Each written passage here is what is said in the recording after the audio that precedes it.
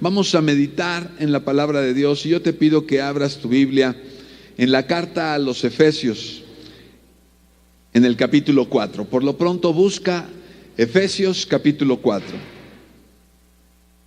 Hemos venido hablando de lo que dice Dios y las 2 últimas semanas hemos hablado sobre esto que dice Dios: sed santos como yo soy santo. Si no has estado en la congregación en estos días, yo te invito a que te suscribas al canal de YouTube de la iglesia. Allí subimos todas las predicaciones y tú puedes escuchar la predicación una vez más, compartirla con tus familiares, con tus amigos y recibir bendición de parte de Dios a través de esta palabra. Te pregunto, ¿en qué piensas cuando hablamos de vivir en santidad?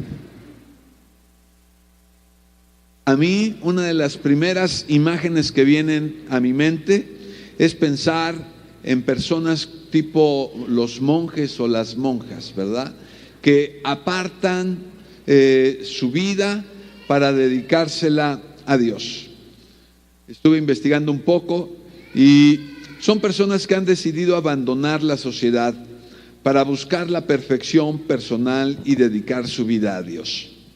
Los primeros monjes en la historia aparecieron alrededor del siglo III.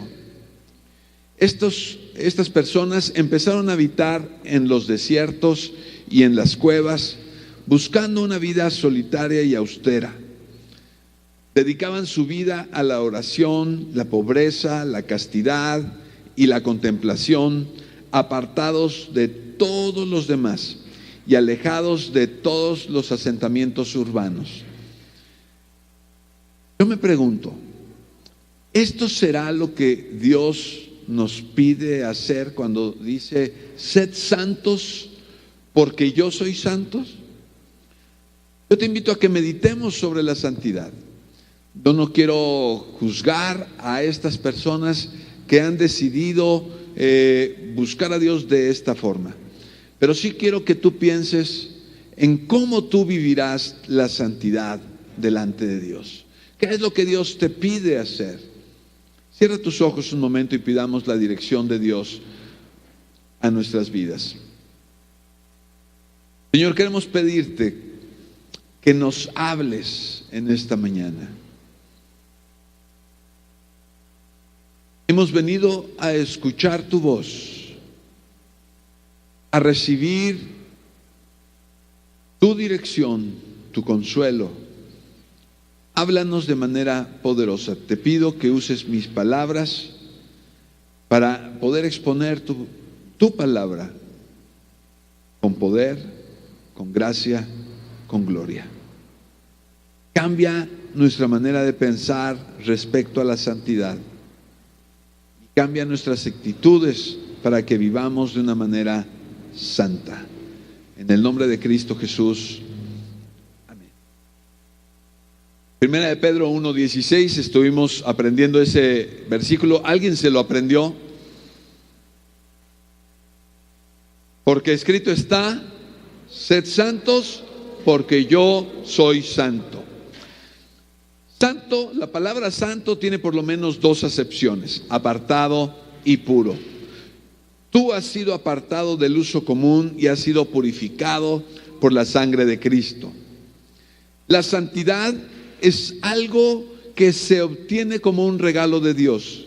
Es un producto de la salvación, no de tu esfuerzo ni de tu conducta. Como tu salvación implica una nueva naturaleza, ahora tú necesitas aprender a vivir de acuerdo a esta nueva naturaleza. Comentábamos en las semanas pasadas que es tu responsabilidad vivir santamente y que tenemos por lo menos 3 razones para vivir en santidad. ¿Se acuerdan? Porque mi Padre es santo, porque mi Padre es el juez y un día voy a tener que rendir cuentas delante de Él, y porque mi Padre me rescató a un precio altísimo. Así es que más vale valorar esta salvación. Hoy vamos a meditar en la parte práctica, ¿qué significa vivir en santidad? En la práctica, ¿qué significa que lo hagamos? ¿Debemos de apartarnos del mundo? ¿Tenemos que dejar nuestros trabajos? Decirle a mi esposa, a tu esposa, ¿sabes qué, mi amor?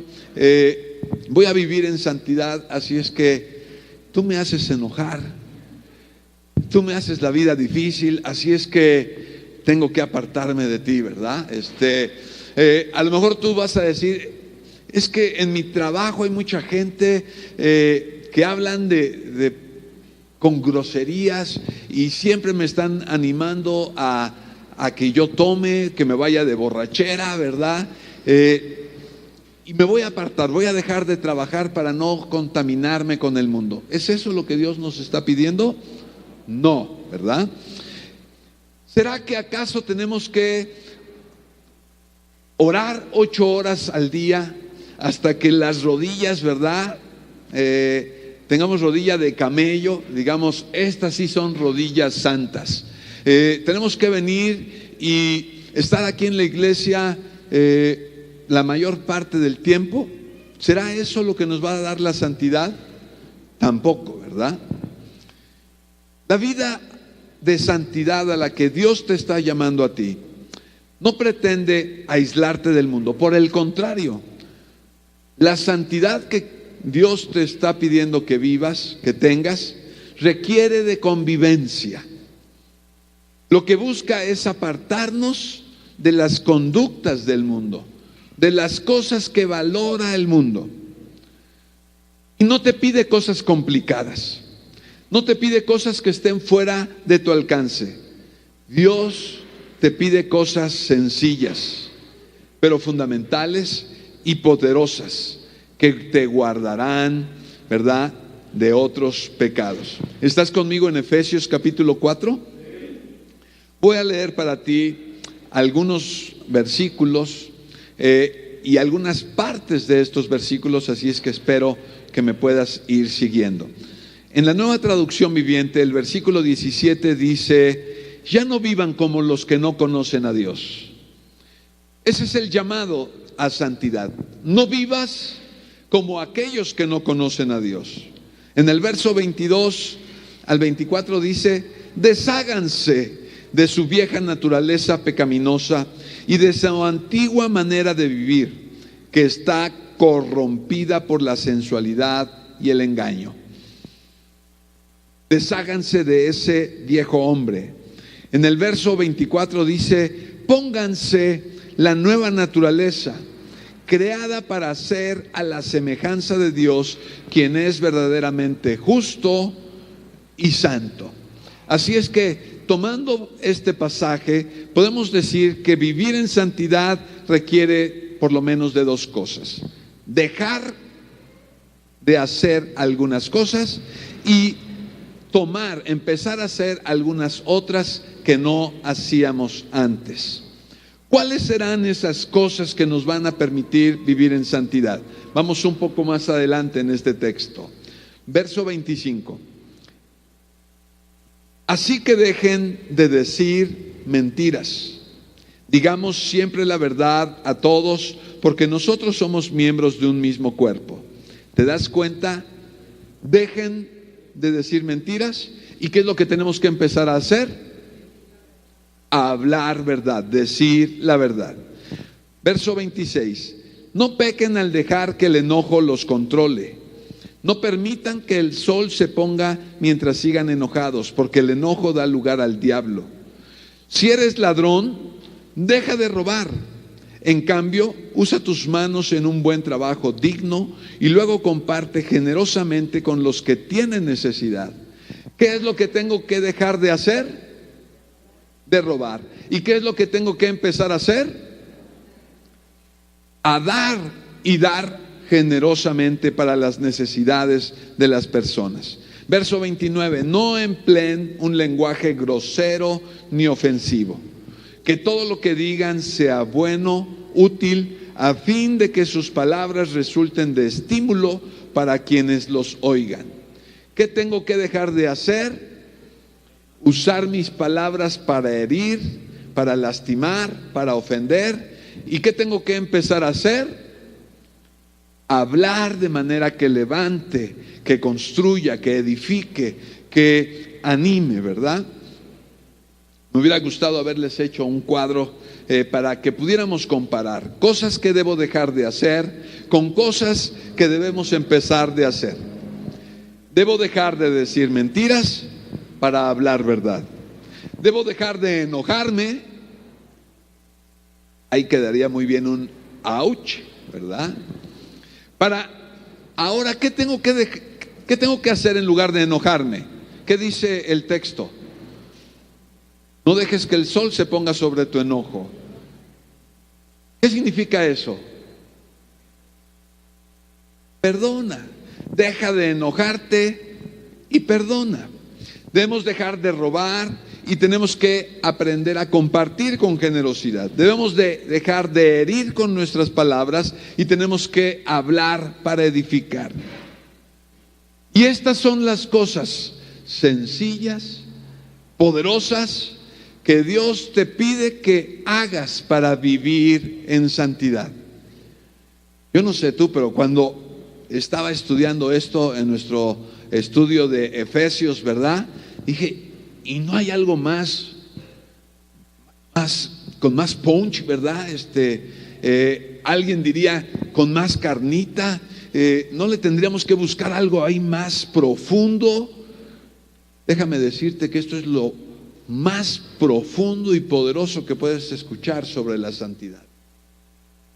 Deja de mentir, deja de enojarte, ¿cuál es la tercera cosa? Deja de robar y deja de herir con tus palabras. Nota que todas estas cosas tienen que ver con nuestra convivencia día a día. Yo dejaría de pelear, bueno, no estoy ya tan seguro, ¿verdad? Si dejara a mi esposa a un lado y me fuera al cerro a vivir yo solo. Soy capaz de empezar a pelear conmigo mismo. Pero nota, dejar de mentir, dejar de robar, dejar de enojarnos y dejar de herir con nuestras palabras es bien fácil si no tengo que convivir con nadie. Pero lo que el Padre te está diciendo es: sigue conviviendo. Están en el mundo, pero no son del mundo. Cambien su manera de actuar. Tienen que dejar, ¿verdad?, esas costumbres que tienes con el viejo hombre. ¿Qué dice el viejo hombre sobre el que no tranza? Y a veces decimos: no me den, solamente pónganme donde hay, ¿verdad? Esa es la manera de pensar del mundo. ¿Y cuál debería de ser la manera de pensar de los hijos de Dios? ¿A quién puedo bendecir con lo que tengo? ¿Cómo puedo ser generoso con lo que tengo? Así es que vamos a ir por partes, en orden, ¿verdad? Pero antes de meternos en estas 4 cosas sencillas pero poderosas, quiero que leas conmigo el verso 23, Efesios 4, 23. Está entre despojarnos del viejo hombre y de vestirnos del nuevo. Está entre dejar, dice aquí la Escritura, desháganse de su vieja naturaleza y pónganse la nueva naturaleza. Verso 23. En cambio, dejen que el Espíritu les renueve los pensamientos y las actitudes. ¿Qué es lo que tenemos que hacer para vivir en santidad? Dejar que el Espíritu Santo nos renueve nuestra manera de pensar y nuestra manera de actuar. Tenemos que venir a tener una revolución en nuestras vidas, cambiar por completo. Hay muchas cosas que yo tengo que dejar para aprender nuevas cosas. Por ahí hay un mal dicho, y estoy a punto de echarlo a perder porque me acuerdo la mitad. ¿Cómo va el que dice que chango viejo no aprende maroma nueva? ¿Sí? ¿Estoy bien? No lo eché a perder.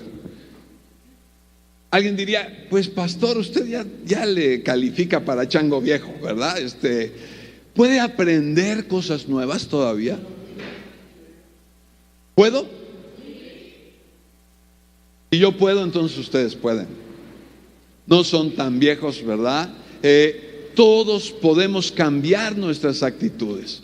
No se vale decir, es que yo soy así, así me educaron, así era mi mamá, así era mi abuelita, somos de mecha corta, ¿verdad? Nos enojamos y nos enorgullecemos de enojarnos. Diríamos, mi hermano, tú tienes que dejar que el Espíritu Santo cambie tu manera de ser. Allí tú tienes que dejar de decir, pues esto es de familia. Tú tienes que empezar a decir, mi familia ahora es espiritual. Dios es mi Padre y claro que puedo cambiar. Di conmigo, puedo cambiar. Dile al Espíritu Santo, cámbiame. Y en las palabras que tiene este texto en la Nueva Traducción Viviente, di conmigo, Espíritu Santo, renueva mis pensamientos y mis actitudes. Así es que vamos a empezar a hablar de las mentiras. Mentimos y engañamos cuando distorsionamos la verdad. Y muchas veces lo hacemos para nuestro beneficio. Quizá queremos impresionar a alguien. Y esto es un problema mucho de las mujeres, ¿verdad? ¿Qué edad crees que tengo? Y hay un terror por que le digan más, ¿verdad? Yo aprendí de la manera difícil. Cuando éramos novios, mi esposo y yo, ella tenía una amiga y esa amiga se le ocurrió hacer esta pregunta, ¿verdad? Entonces yo dije, pues te calculo unos 21, 22. No, hombre, no hubiera dicho eso, tenía creo que 19 años. Se fue la ofensa más grande que le pude haber hecho. Pero hoy, peor que estimar la edad es preguntar la talla.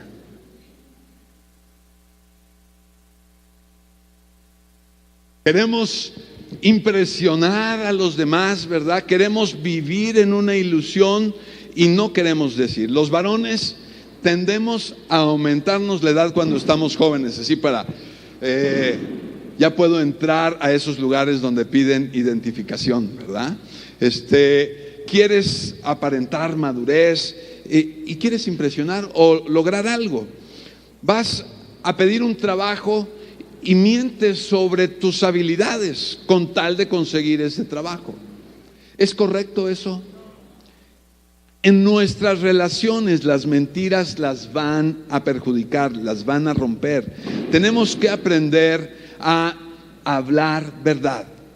En tus negocios, ¿qué tan honesto eres? Se cuenta de un par de hermanos, ¿verdad? Jalil y Abraham. Y le dice Abraham a su paisano Jalil, te vendo este camello, Jalil, casi no bebe agua, prácticamente no come.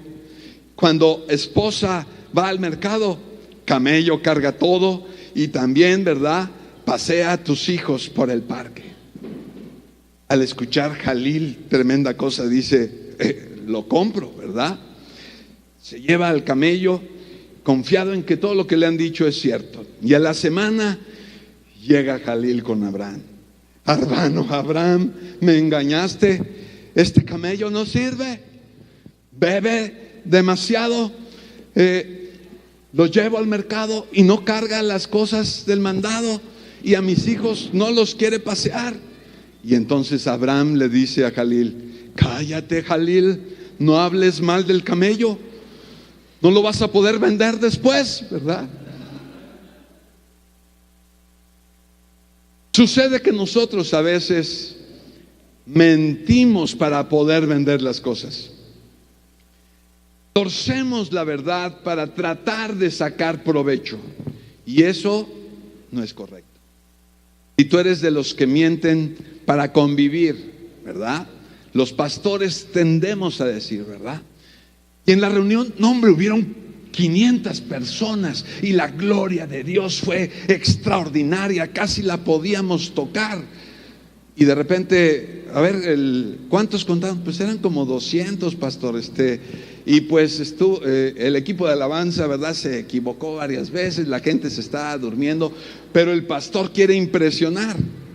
distorsiona la verdad para tratar de ayudarle a Dios. ¿Tú crees que Dios necesita ayuda? No. Mentimos cuando exageramos, ¿verdad? Cuando tú estás platicando con alguien y exageras la verdad, estás mintiendo. Cuando transformas las cosas para caer bien, estás pecando. Tú y yo tenemos que aprender a dejar la exageración, la mentira, el engaño.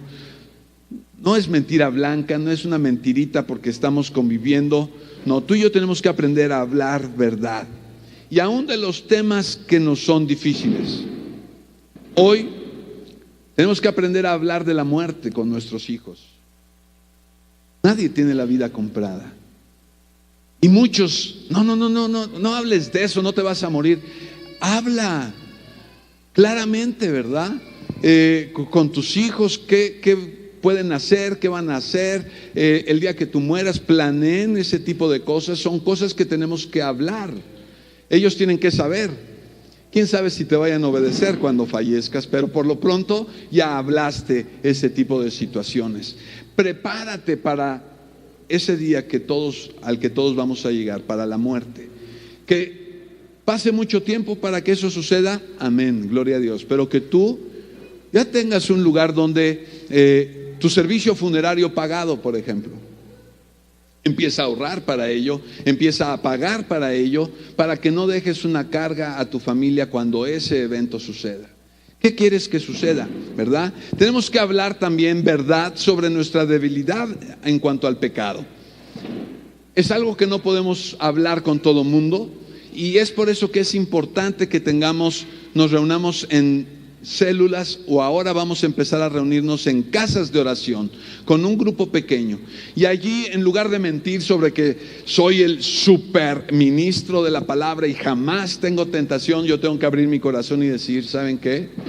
Hay estas áreas en las que a mí me cuesta trabajo, necesito que oren por mí. Yo tengo que tener la humildad de hablar verdad con mis hermanos y poder entonces edificar sobre de esa base y poder hablar con ellos y decir, sí, yo temo llegar a viejo, ¿verdad? ¿Cómo sabes que has llegado a viejo? Dicen algunas personas, ¿verdad? Cuando te caes y tus amigos, en lugar de reírse, se preocupan, ¿verdad? Entonces tú tienes que empezar a ser honesto y hablar verdad con los que están a tu alrededor y decirles, así es mi corazón, así es lo que tengo. Tú tienes que hablar verdad. Son cosas que, estoy cierto, no se pueden hablar cuando salgamos de aquí de la reunión, pero son cosas que tú tienes que hablar, obviamente, con tu pareja, con tu esposa, con tu esposo, con tus hijos. Deben de conocer perfectamente esta situación. Y debes de tener alguien fuera de tu familia, un pequeño grupo, no grande, con quien tú puedas ser completamente transparente. Mi hermano, ¿verdad? Mi hermana, fíjate que así es como estoy. Ya no aguanto a mi vieja, ¿verdad? Ayúdame, por favor, necesito que vayamos en oración. Y resulta que la esposa dice, pues el que no aguantamos es a ti, ¿verdad? Dile al Espíritu Santo, renueva mis pensamientos, mis actitudes respecto a la mentira y la verdad. Segunda cosa en la que tenemos que cambiar la ira por el perdón. Dice en la Nueva Traducción Viviente, verso 26, no pequen al dejar que el enojo los controle.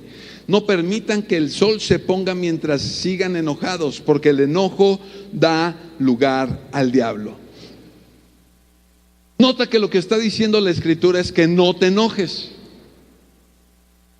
Ahí todos los enojones pueden decir, amén, ¿verdad? ¿Ah, oíste? El pastor dice que me puedo enojar. Lo que dice la Escritura es, no dejes que el enojo te controle. Porque lo que hacemos normalmente cuando sube el enojo es lastimar, herir, ¿verdad? Y algunos de ustedes dirán, pero es que ni le pegué, ¿verdad?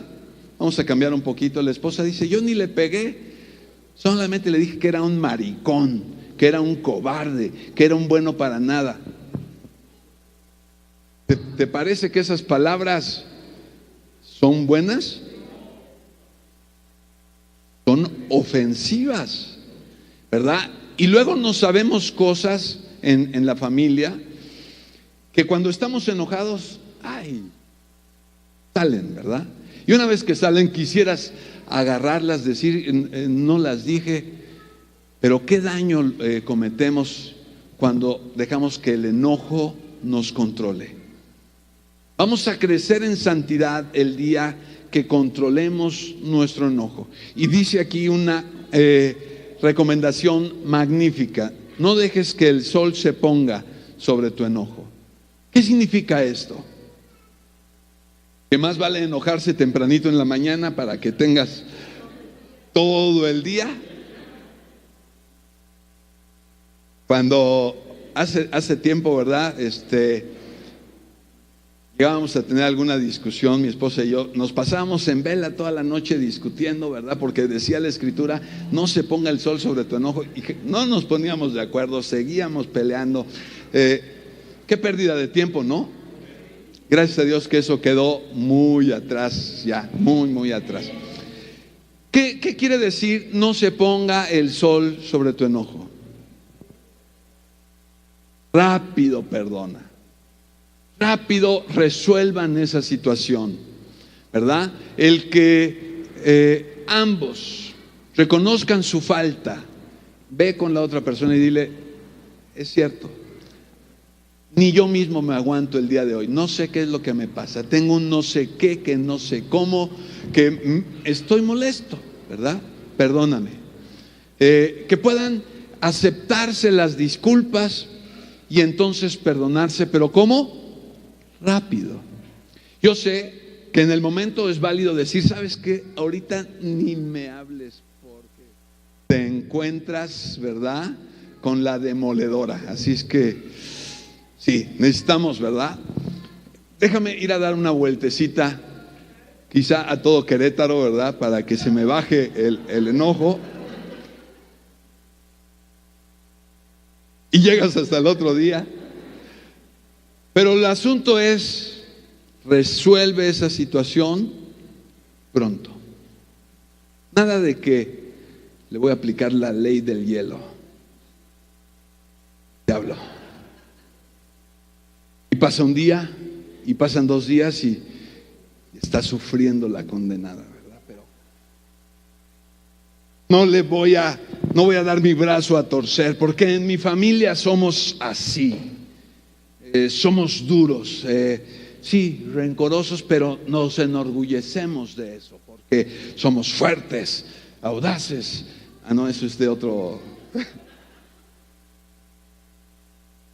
Tenemos que aprender a perdonar rápido.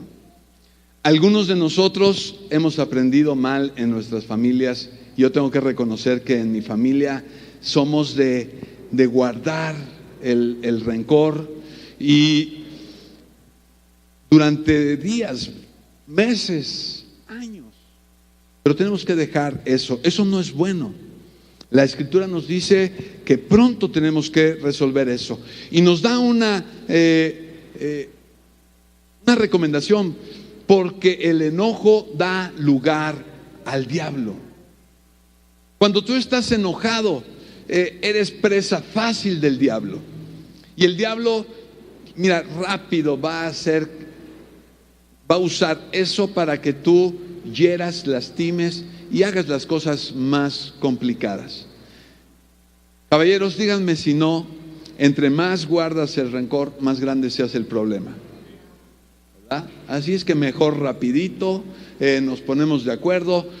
Hay que aprender y decirle, Espíritu Santo, ayúdame a bajarle 2 rayitas a mi enojo, a mi rencor, y a resolver rápidamente estas cosas. Nota que la santidad entonces nos está llevando, por un lado, a no hablar mentira, a hablar verdad. Segundo, me enojo y no se trata simplemente de decir, ya, ahí está, punto, te perdono. No, hay que hablar y hablar verdad y resolver la situación, cosa que no sabemos hacer. Tenemos que aprender a hablar de las cosas que nos ofenden. Amada mía, los frijoles me gustan bien refritos, ¿verdad? Y siempre me los das fríos. No habría manera de que los pasaras por el horno de microondas, por lo menos, ¿verdad? No sé, eso es un supuesto.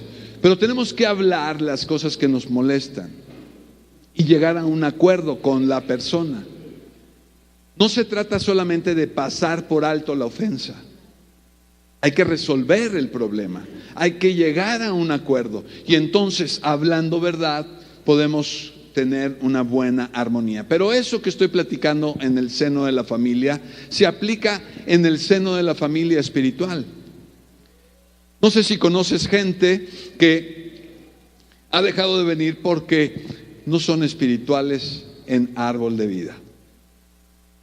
Se enojaron, me hicieron algo y entonces, como no quiero contaminarme, me voy. Eso lo único que demuestra es inmadurez. No estoy negando que sucedan cosas no gratas dentro de la iglesia. Quisiera decirte que somos la iglesia perfecta, pero estaría mintiendo. ¿De acuerdo? Sí. Hay personas aquí en la iglesia que te van a pedir prestado y nunca te van a pagar. Lo han hecho conmigo, que no lo hagan contigo. Y por eso nos vamos a ir de esta iglesia. ¿Qué tenemos que hacer? Traer al hermano ese, ¿verdad? Y cobrarle. Paga. Tenemos, en un momento dado, no sé cómo hacerlo, se reciben recomendaciones, ¿verdad? Pero ahorita sacaríamos un boletín, algo así. Este hermano te va a pedir prestado, no paga. Te va a decir que quiere ir a trabajar a Estados Unidos y que necesita que lo apoyes y que te va a contar un cuento mareador, ¿verdad? Y te va a decir, siembra tu semilla conmigo y vas a ver, Dios te la va a prosperar, te la va a hacer crecer. Tenemos que saber que hay personas así dentro de nosotros, que no se han despojado del viejo hombre. Vamos a llegar al robo, ¿verdad? Que de alguna manera están robando, pidiendo cuando saben que no van a contestar. Lo que tenemos que hacer es resolver esos problemas. Perdonar a ese hermano. No te digo que le perdones la deuda, pero sí perdonar a la acción de esa persona y entonces podamos convivir. Díganme si no se necesita ser santo para hablar verdad y para perdonar. Esa es la santidad a la que Dios te está llamando. ¿Será difícil? Sí. Entonces ahorita tú estarás reconsiderando y diciendo, mejor vengo a orar 6 horas continuas aquí a la iglesia, pastor. Pónganme de tarea leerme toda la Biblia en un solo día, ¿verdad? Eso es fácil. Lo difícil es hablar verdad. Lo difícil es perdonar a los que nos han ofendido. Dile, Espíritu Santo, renueva mis pensamientos, mis actitudes respecto al enojo y el perdón. Vamos a avanzar. Tenemos que cambiar en cuanto al robo y la generosidad. Pablo les dice a los efesios, si eres ladrón, fíjate, en la iglesia Pablo consideraba que había gente que se dedicaba a esto. Espero que haya sido una exageración en las redes sociales, pero vi una que decía, ahora salgo con miedo a robar en las noches. La inseguridad está por las nubes. Yo ya no puedo salir a trabajar igual, ¿verdad?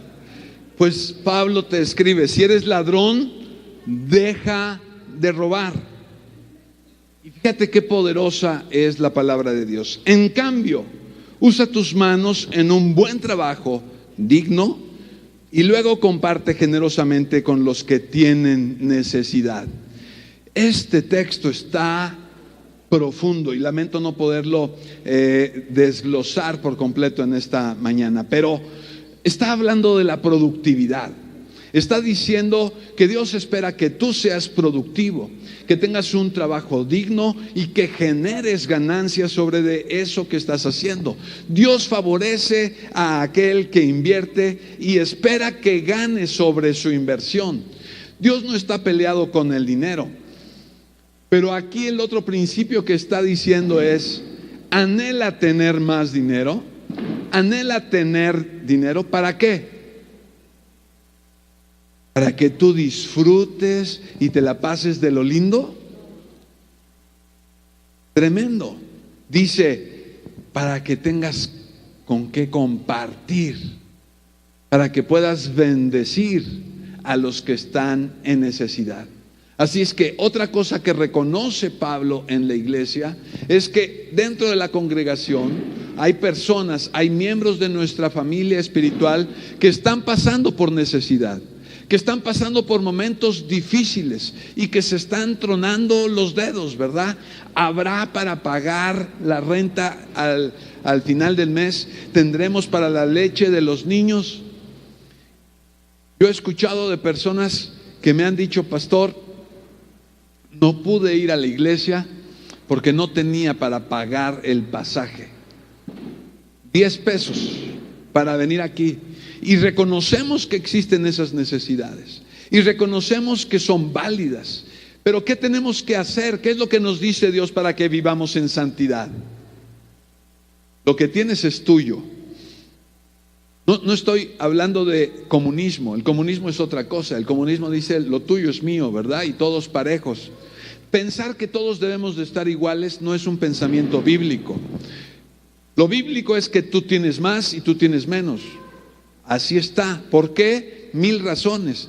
Lo bíblico es: si puedes, ayuda a tu hermano. No le quites, no le robes.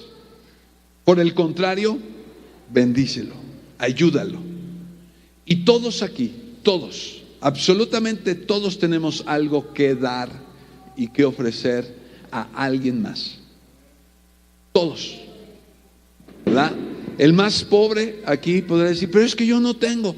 Tienes algo, quizá no dinero, pero tienes algo que tú puedes compartir con aquel que no tiene ese recurso. Estamos en una campaña, ¿verdad?, de recaudación de fondos para remodelar nuestra congregación. Y todos podemos aportar a ella. Algunos lo podrán hacer con dinero, algunos otros podrán hacerlo con trabajo. Una familia de la congregación me dijo: nosotros ponemos el trabajo, ponemos la inversión y vamos a traer arrachera para que los hermanos compren, ¿verdad? Y dije: pido el primer kilo para mí, ¿verdad? Todos tenemos algo que podemos hacer. Tú tienes que dejar de pensar que no tienes nada. Sí tienes. Y puedes bendecir a alguien que esté ahí a tu lado. Tu hermana Conchita siempre traía pico de gallo, ¿verdad? Y hasta donde sé, lo donaba para que pudiéramos ahí en la tienda incluirlo en los diferentes platillos que se desarrollaban. Siempre hay algo que tú puedes hacer. Este versículo entonces nos está diciendo: deja de robar. Y hay muchas formas de robar. Si tú trabajas en una oficina, ¿cuántos de ustedes trabajan para alguien en una oficina? ¿Quiere levantar su mano? Gracias, puedes bajarla. Yo trabajé mucho tiempo para una paraestatal, ¿verdad? Y entonces decían ahí los compañeros: pues yo hago como que trabajo. Y entonces, mi primer día de trabajo en esta empresa, literalmente había gente en el escritorio durmiendo. 7 de la mañana fue mi primer día, la hora a la que entré, durmiendo. 8 de la mañana se despabilaron, empezaron a tomar café. 9 de la mañana ya despiertos empezaron a comentar el periódico. ¿Eso qué es? Eso es un robo para la persona que tú trabajas. Si tú trabajas para alguien y haces como que trabajas, estás robándole, porque tú estás Tú te estás rentando a esa persona para trabajar desde el primer minuto, ¿verdad? Si quieres tomarte un café, llegas 5 o 10 minutos antes de tu hora, y a la hora que se supone tú debes de empezar a trabajar, a darle, ¿verdad? Nada de que llegaban el ciclo escolar y entonces aumentaban las peticiones a la papelería de esta empresa, ¿verdad? Y necesito 5 cuadernos, 5 lápices, colores. ¿Qué estaban haciendo? Se estaban surtiendo para llevar a su casa. ¿Qué es eso? Un robo. Que tú pasas y, bueno, voy a sacar una copia aquí en el trabajo, ¿verdad? Y bueno, voy a traer un libro y lo voy a fotocopiar, que me voy a llevar una pluma. ¿Qué tanto es tantito? Es un robo, estás robando. Y como estos hay muchos otros ejemplos. Tenemos que pedirle a Dios, cambia mi manera de pensar. Y cuando tú, creo que la mayoría de ustedes trabajan por iniciativa propia, tienen su empresa. Cuando tú no le pagas a las personas que están trabajando para ti en tiempo y forma, ¿qué estás haciendo? Les estás robando. Llegó el día, la quincena, aguántame tantito, mañana te pago. Ya les robaste la oportunidad de tener su dinero en el tiempo, ¿verdad? Así es que lo que nos dice la Escritura: deja de robar y en su lugar bendice, ayuda a aquel que tiene necesidad.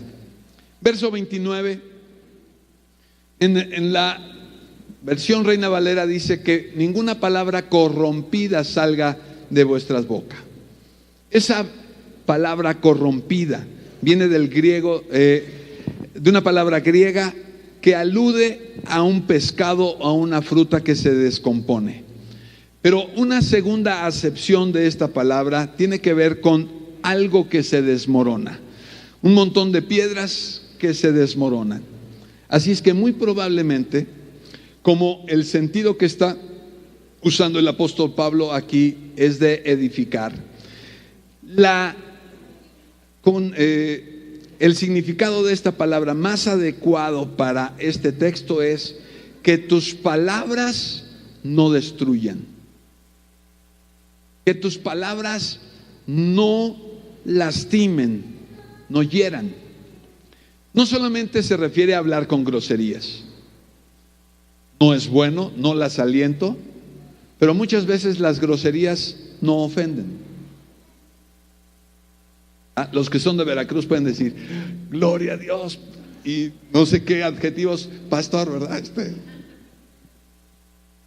¿Qué es lo realmente delicado y lo que nos está diciendo la Escritura? Va más al fondo: que tus palabras no destruyan a los que están a tu alrededor. Así es que si tú le dices gorda a tu esposa, deberías de repensar tus palabras. Si tú le dices a tu esposo viejito, deberías de repensar tus palabras. Y más cuando estamos enojados, porque cuando estamos enojados sabemos dónde le duele, ¿verdad? Al hermano sabemos que aquí le duele, y entonces no decimos groserías, pero ¿qué tal, verdad? Va el golpe para herir, para lastimar donde sabemos que duele. Lo que nos está diciendo aquí el apóstol Pablo es: no empleen un lenguaje grosero ni ofensivo. Que todo lo que digan sea bueno y útil, a fin de que sus palabras resulten de estímulo para quienes los oigan. Que cuando tú hables, levantes a las personas con las que estás dialogando. Una persona santa, da gusto platicar con ella, porque sales de allí, te sientes bien. ¿Qué dirán tus hijos después de que hablan contigo? Mi papá me animó, salgo edificado y con ganas de seguir adelante. O a lo mejor dice, no,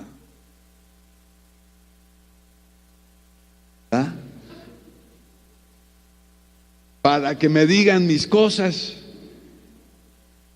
¿Edificamos o destruimos? ¿Cómo son tus palabras? A mí me cuesta trabajo, porque digo, ¿y si no, quién te regaña? Dale gracias a Dios que hay alguien que te regañe, ¿verdad? Pero no es puro regaño, padres. Mamás, no solamente es regañar a nuestros hijos. ¿Cuántos de ustedes vinieron al curso para padres que se dio la semana pasada? Yo creo que todos, ¿no? A ver, levanten la mano. 2. Los demás nos pueden dar clase para padres, seguramente.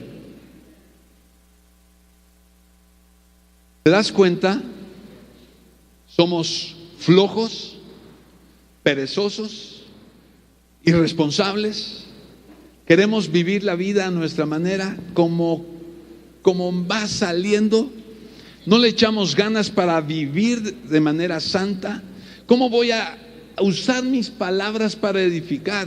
¿Cómo puedo regañar a mi hijo y que mi hijo salga de ese regaño diciendo, sí, papá, eres lo máximo, gracias? ¿Crees que es posible? Es posible. Claro que es posible.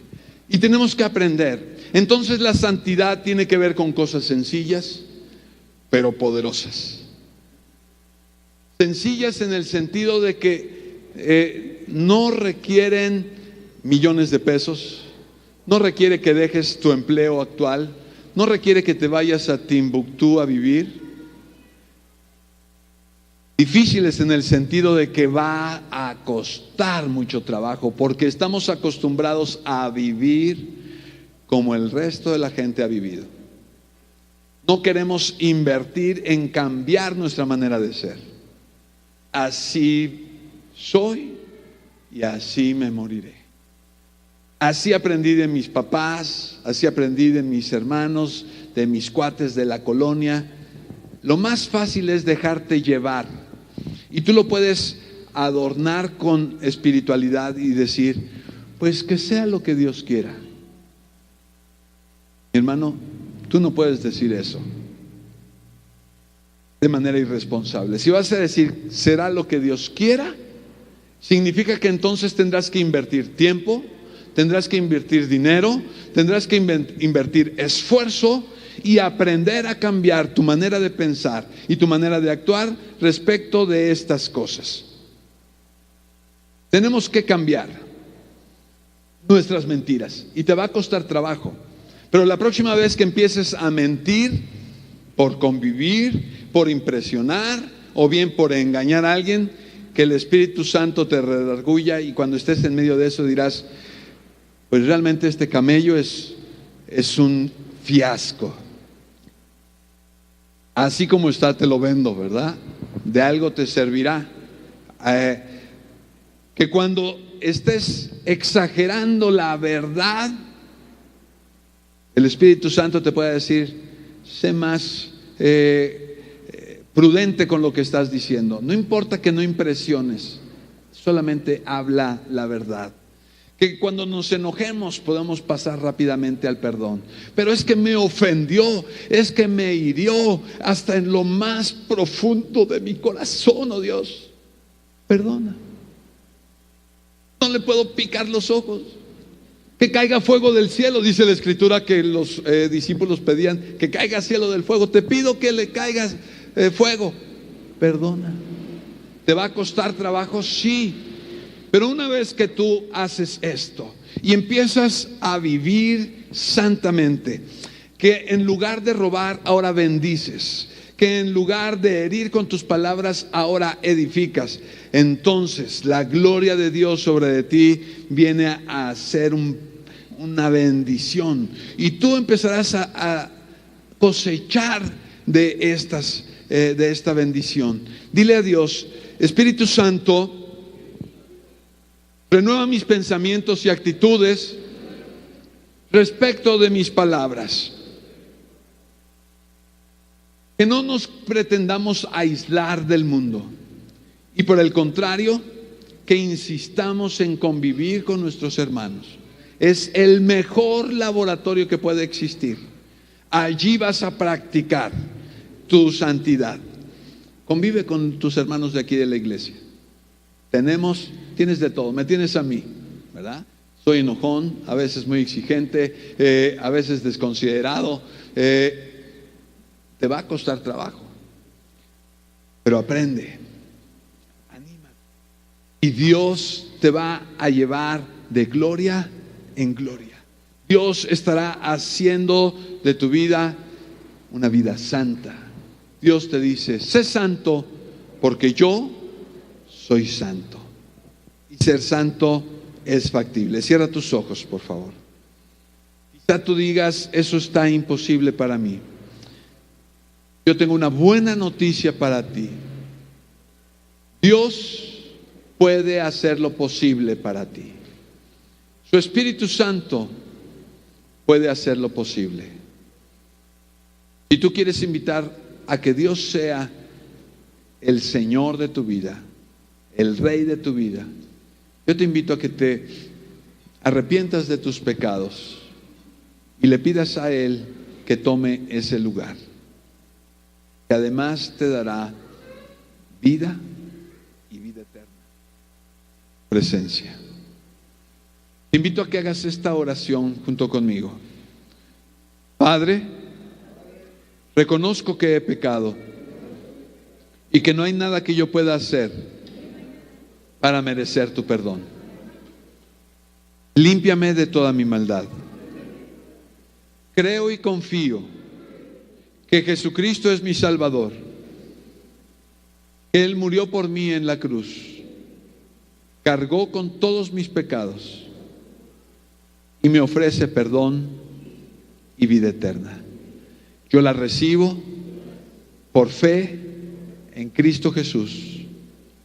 Amén.